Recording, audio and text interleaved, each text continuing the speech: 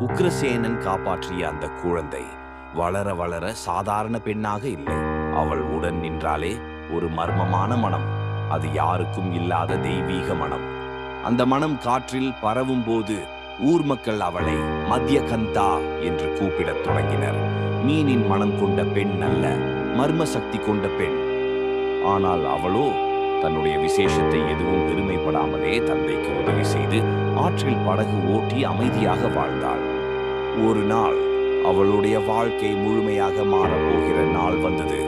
அத்தினாபுரத்தின் மன்னன் சாந்தனு அந்த ஆற்றில் வந்து கொண்டிருந்தார். அந்த ஒரு கணம் வரலாற்றையே மாற்றிய முதல் கணம். சத்தியவதியின் பயணம் இப்போதுதான் தொடங்குகிறது.